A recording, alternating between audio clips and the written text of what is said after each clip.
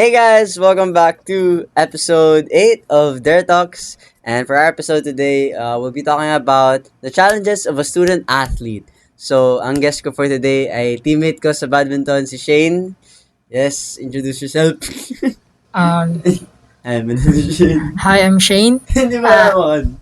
I'm Shane Puliapoy Yes. from Bacolod City. Bacolod City, representing Um, Bacolod.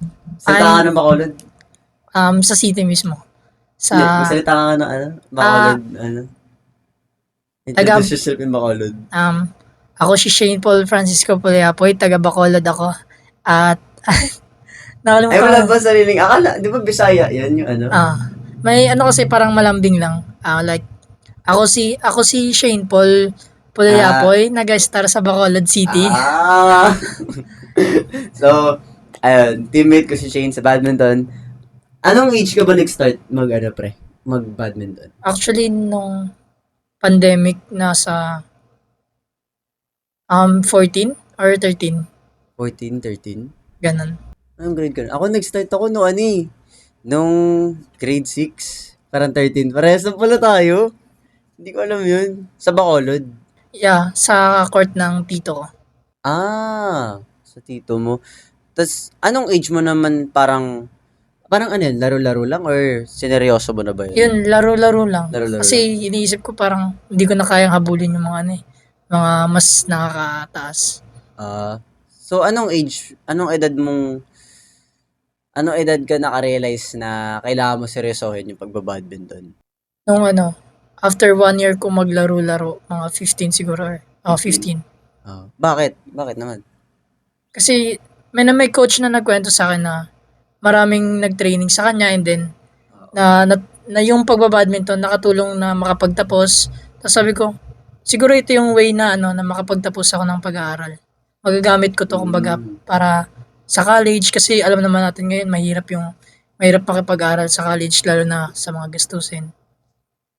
Tapos, ilang years ka ba sa Bacolod?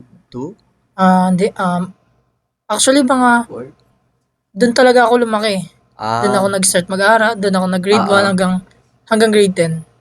Tapos, lumipat ka dito sa Manila, Nung grade 10, second Grade- quarter, mga ganun. grade 10. Kasi, nung pumasok ka ba sa training camp namin, anong grade ka nun? Grade 10 tayo. nun. Ay, grade 10 ba tayo nun? Ha. Naalala ko kasi nung parang tinatanong mo ako, ito ba yung Coach Lloyd, ganyan.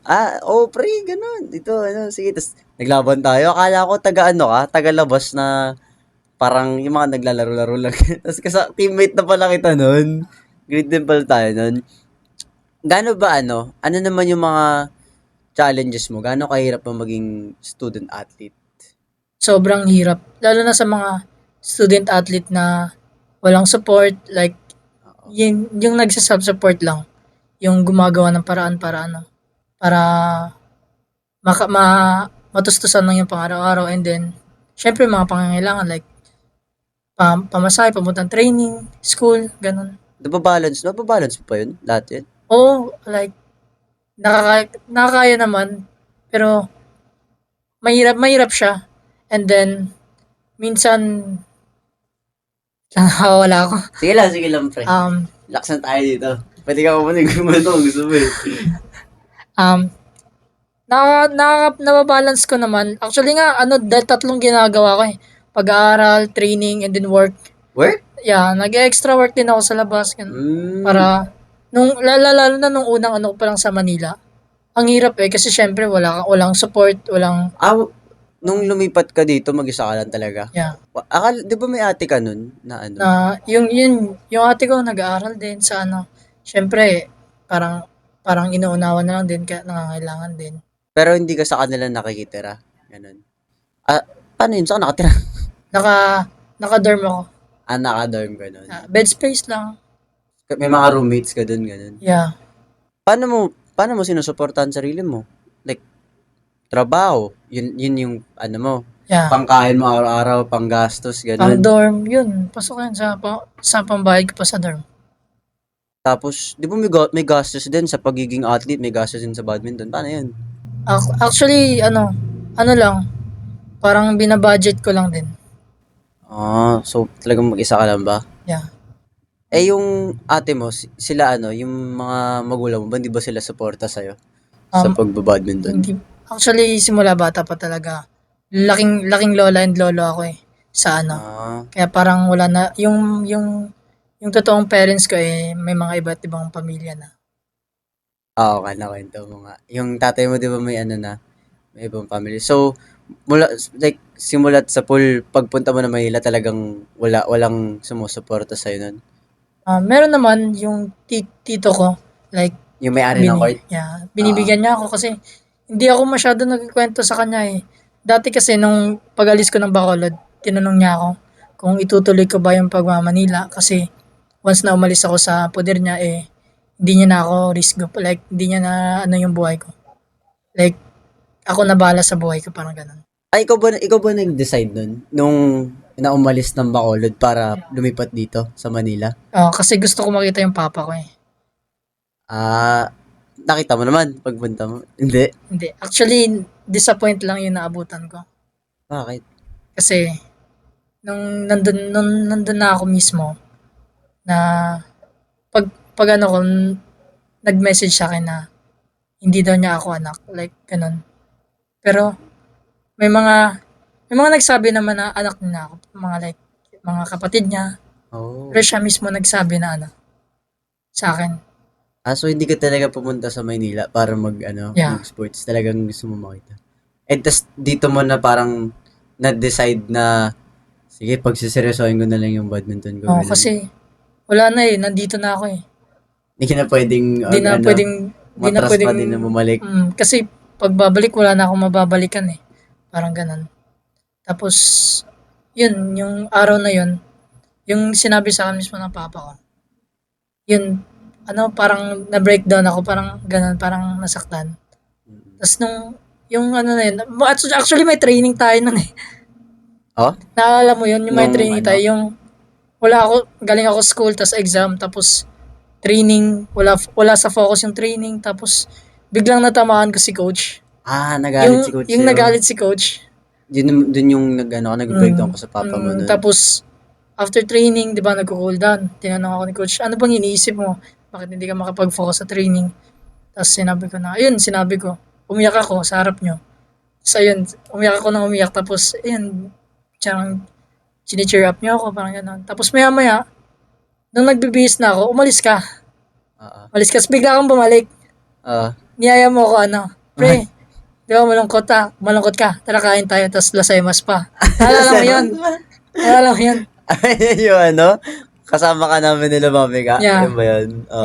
Yun yung parang nawala yung lungkot ko, parang na ano. Ah, Like, tas yun din yung sinabi sa akin ni Tita Ka na, kinento ko sa inyo yung nangyari. Tapos sabi ni Tita Ka na, oo, ako na lang naalala ko tawagin na. mong mami ka. Parang gano'n, sinabihan niya ako na ano. Oo nga, naalala Parang ko. nabuhayan ako, parang, uy, parang meron palang gantong tao.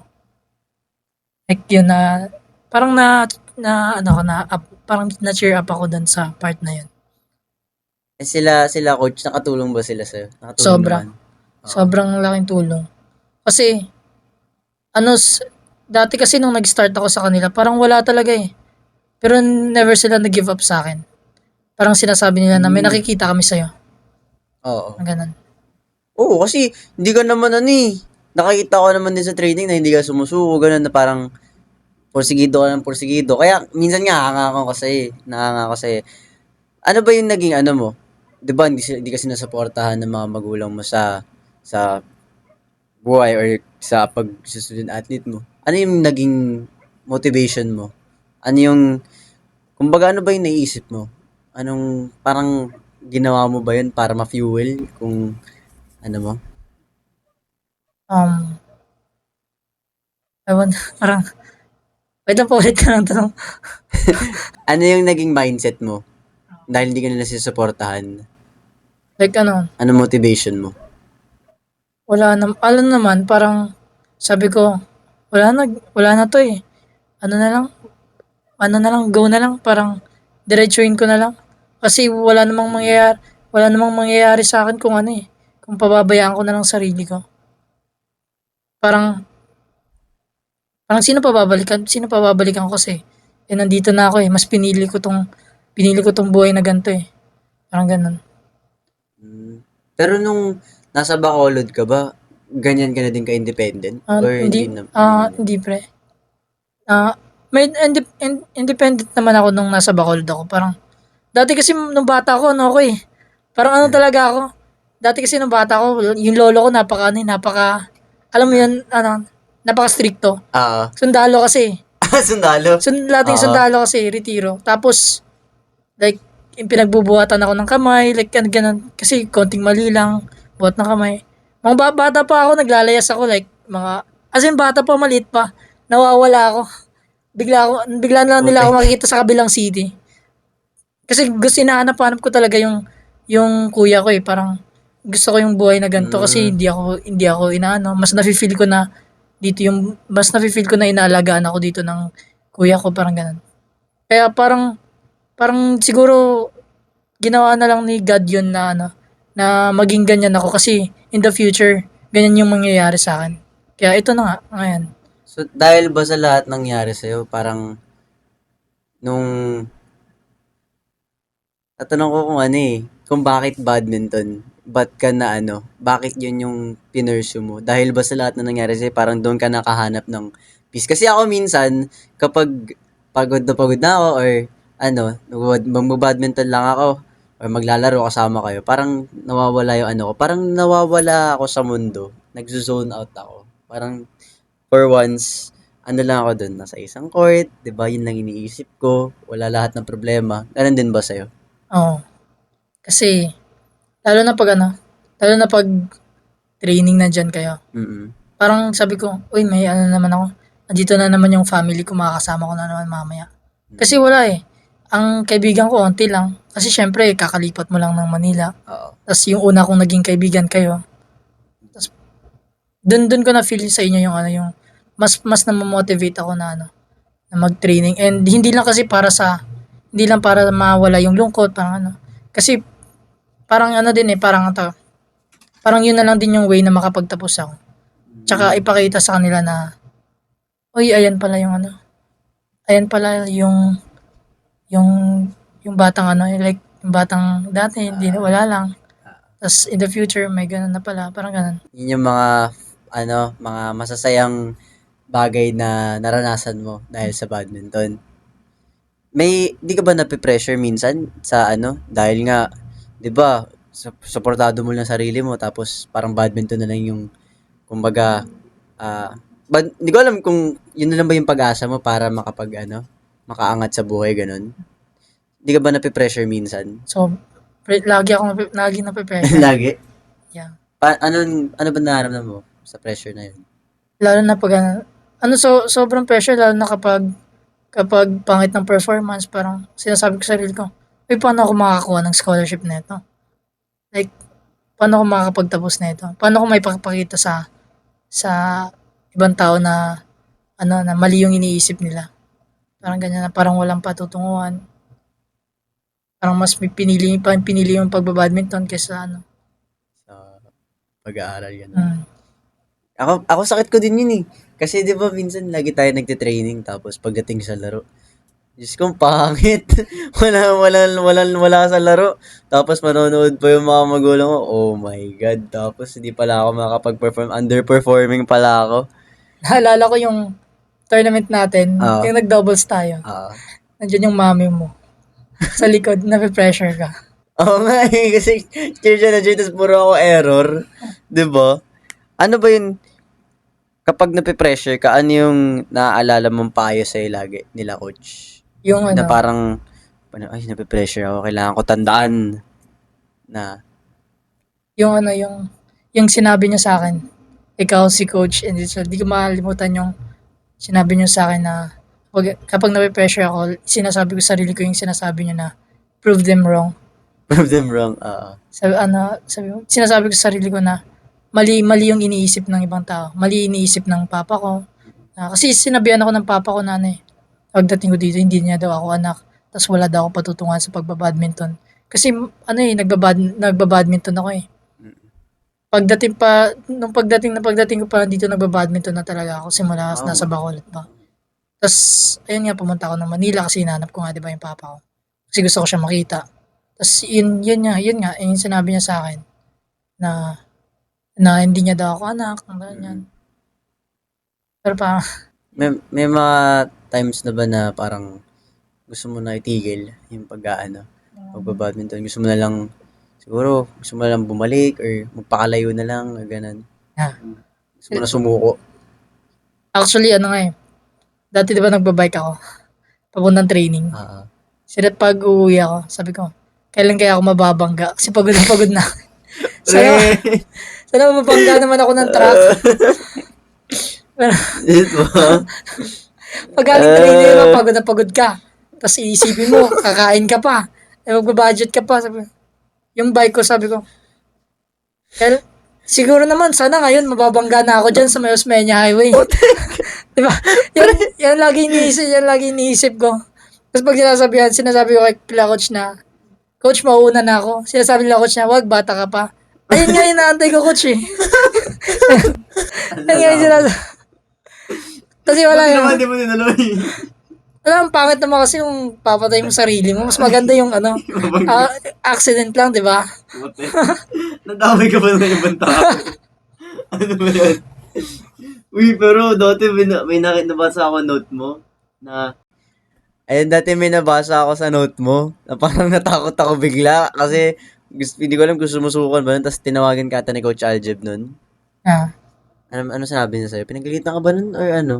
ano ulit yung ano? Nag-note ka nun na parang ayaw mo na, ganun. Actually, may isang kaibigan tayo kaibigan natin yan. Nag-reply siya sa note ko.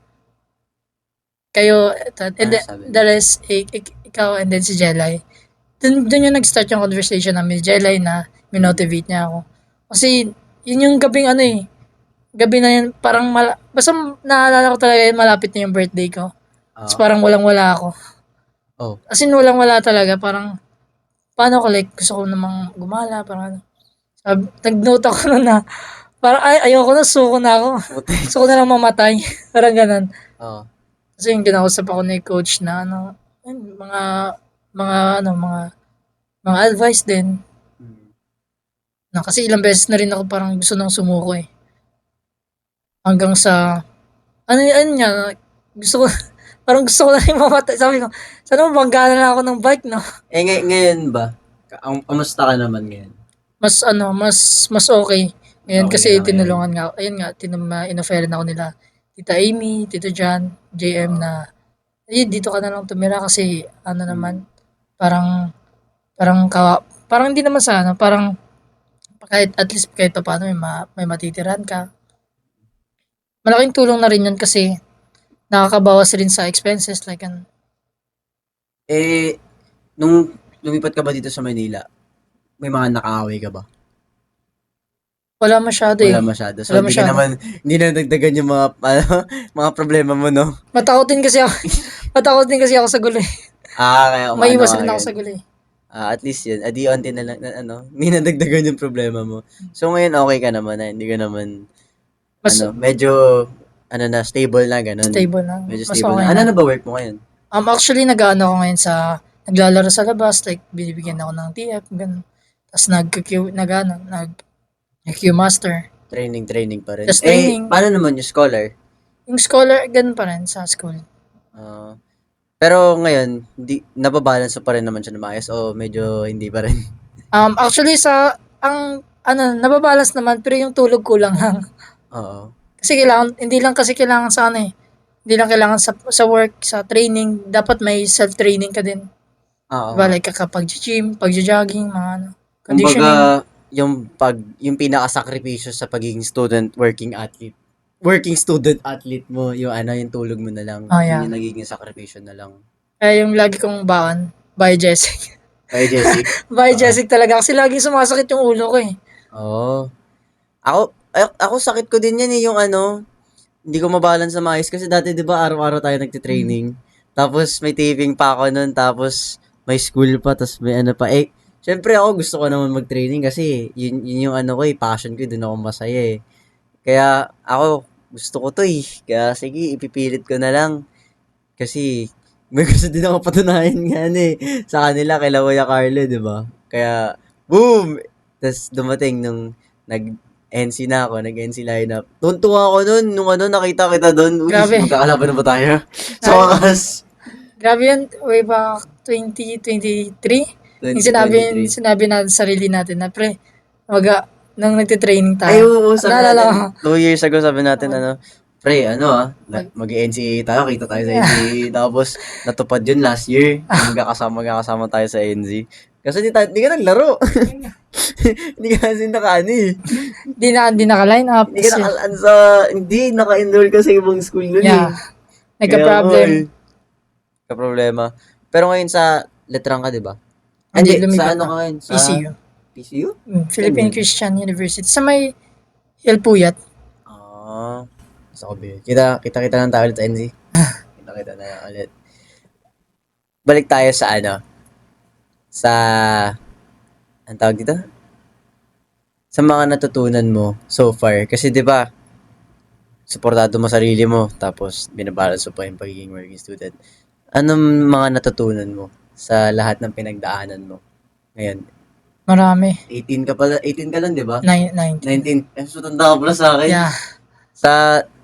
In those 2 years, ano yung mga natutunan mo, pinakamahalaga natutunan mo?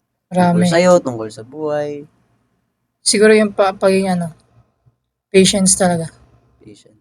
Kasi lalong na katulad ng dati, parang 'di ba, hindi stable.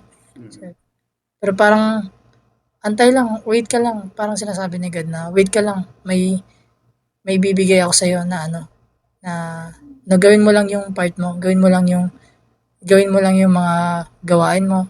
Huwag ka lang sumuko. Parang bago ako dumating sa gantong stable na life. Pero marami din akong pinagdaanan in the past. Siguro ang unang natutunan ko is wag magpadalos-dalos sa mga desisyon. Kasi katulad niyan nung nandun ako sa Bacolod, sobrang saya ko kasi nakita ko nakita ko yung account ng papa ko eh. Ito pala si papa, buhay pala si papa. So yun, sobrang saya ko. Nag-decide ako na pumunta ng Manila para makita siya.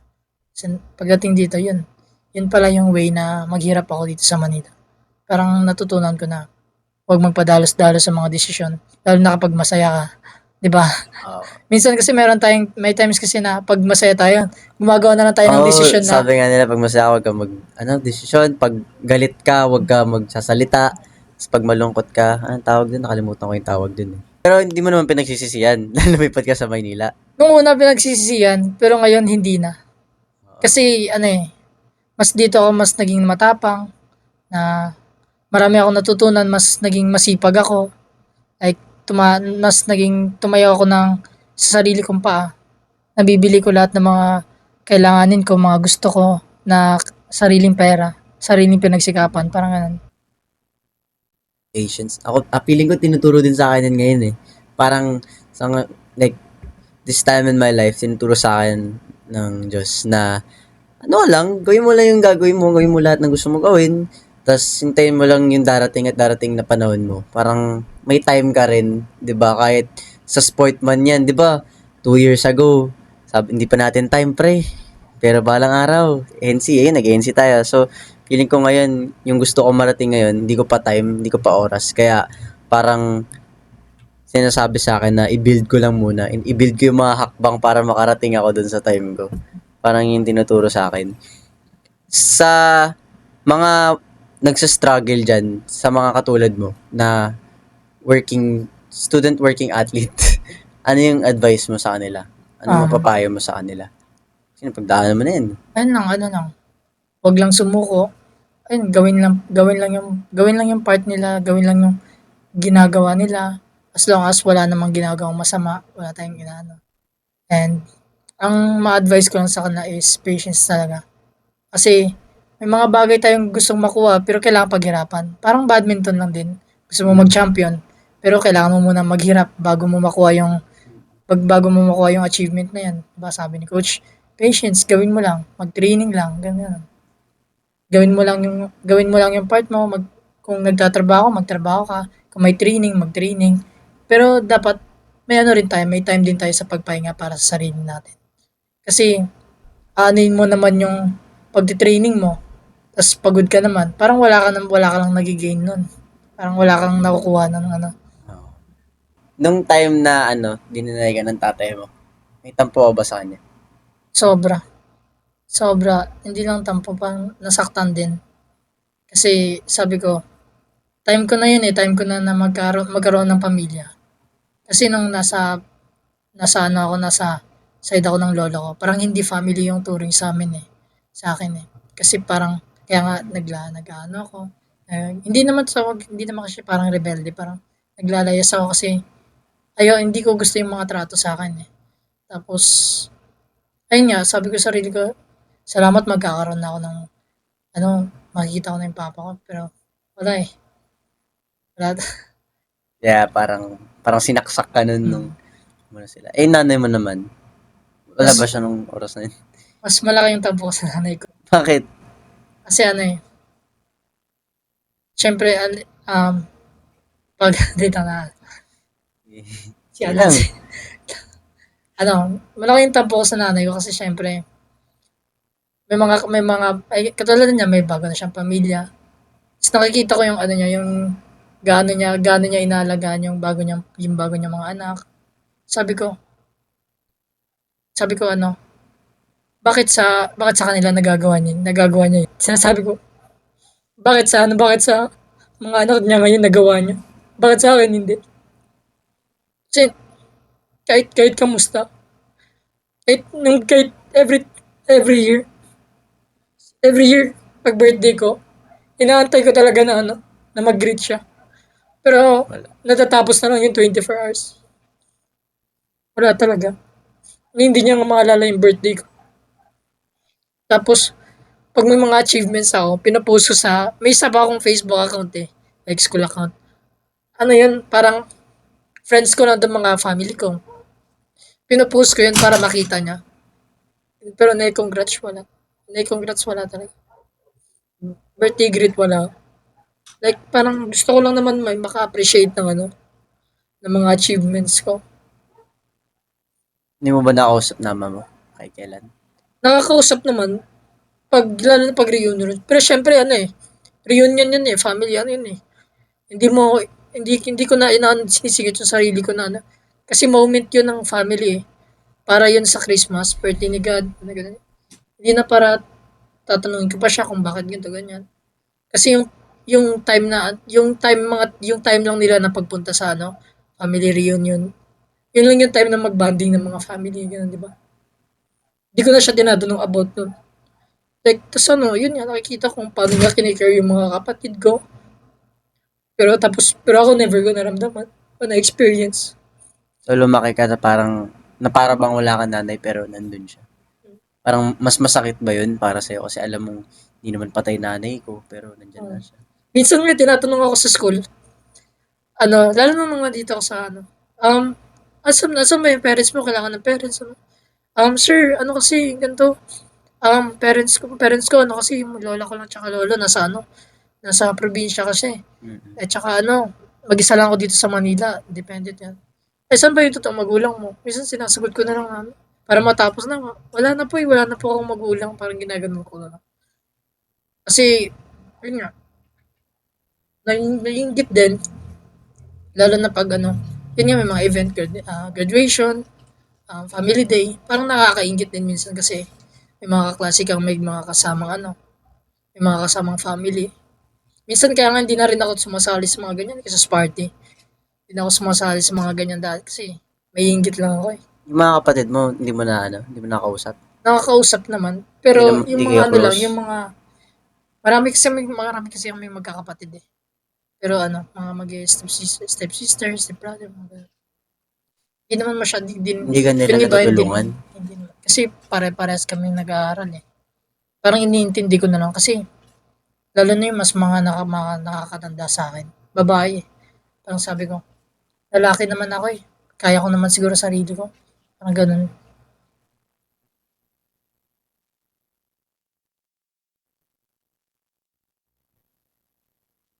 Um, Baka maalala ko, umiyak pre, pero kung may wish ka ba, ano bang pinaka-wish mo? Isa lang Tama sa na. buhay. Siguro ano, I-wish mo ba na mapunta attention nila sa'yo or maging kompleto kayo ng um, attention? actually hindi ko naman hinahangad na ma-attention. Gusto ko lang naman maano, like, kamustahin naman ako. Like, mag-message na, ganito ganyan. Kamusta ka na, ano, kikita ko ano mo, ganyan. Proud ako sa'yo. Hindi ako ginagano ng mama ko eh, o papa. Never ako nakarinig na, proud ako sa'yo. Sa ano ko, tito ko, mas nakakaano ba, nakaka-appreciate pa ako kasi yung tito ko ano eh. Yun yung nagpa-badminton din. Proud ako sa'yo. Tuloy mo lang. Basta nandito na kami naniniwala kami sa'yo.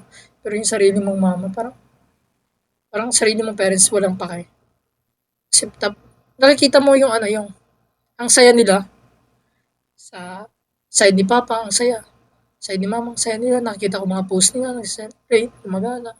Like, naisip ko, paano naman ako? Paano naman yung iniwan yun? Parang ganun. Paano naman yung nag-isa lang? Like, kahit kamusta wala. Parang ganun. So, hanggang ngayon, hindi mo pa rin tanggap na ganun sila sa'yo. May ano pa rin, may sakit pa rin sa puso mo. Kasi, hindi mo naman mapapatawad yung isang tao kung hindi humihingi ng ano eh, patawad eh. Papatap, yung respeto nandun naman. Actually, hindi naman ako galit sa kanila eh. Galit lang ako sa ginawa nila. Like, parang pinabayaan na kami. Iniwan lang kami sa ano. Alam mo, pre, hindi ko alam kung ano eh. Wala akong mapapayo sa'yo na makakapag-solve ng problema mo. Kasi feeling ko, ang mga ganyang problema ay nasa-solve lang ng Panginoon. Kaya, alam ko minsan, di ba, lagi kang pagod, lagi kang namamroblema, tapos lagi pang iniisip. Kailangan mo mag-pray. Kasi, kahit sabihin mong, baka minsan hindi ka naririnig, o minsan, ba't ginagawa sa ito? Hindi man natin alam kung bakit eh. Pero, mag-pray ka lang, pre. Di ba? Manghingi ka ng tulong, manghingi ka ng lakas ng loob, manghingi ka ng guidance. Kasi ako minsan, aminin ko maraming hindi tayo parehas ng problema. Pero may mga times na sobrang down ko na ayoko na. Pero kapag nakakapagdasal ako, talagang nawawala yung bigat ng puso ko. Kaya sana mawala din yung bigat ng puso mo, pre. Kasi hindi fair yung ginawa sa'yo. Hindi talaga. Hindi tama yun. Pero wala, ganyan talaga ang buhay. Ang kung feeling mo na wala kang kaibigan, andito kami para sa'yo, pero ang isang tao na pwede mo laging kapitan na hindi ka papaawalan, Panginoon. Kaya lagi ka lang kumapit dyan. Lagi, huwag kang bibitaw. Magdasal ka lang lagi. Yun lang. Love you, pre. Love you. Yan. Dahil dyan, nagtatapos ang episode natin. Thank you, pre, sa mga na ano, sa buhay mo na ikwento mo sa amin. Diyos ko, kailan ako mababangga? Nagulat ako dun. Wisit ka. Yan talaga lagi kong dinadasal eh. Pero thank you, pre. Alam mo, mabuti nga na kahit independent ka sa buhay mo, hindi ka pa rin nagbabago, hindi ka nagpapa-impluwensya sa mga ano. Kasi di ba mag-isa ka lang, ang dali-dali ma-impluwensyahan ngayon sa panahon ngayon, droga, di ba? Yeah, tsaka sa work, buti stable ka pa naman ngayon so far. Yan. Thank you, pre, sa pagsama sa akin sa episode na to. Struggles, challenges of a working student athlete. So, tune in for more episodes, guys. And comment down below kung may gusto kayo pag-usapan namin. And subscribe to my YouTube and follow my Instagram and TikTok, their talks. And bye!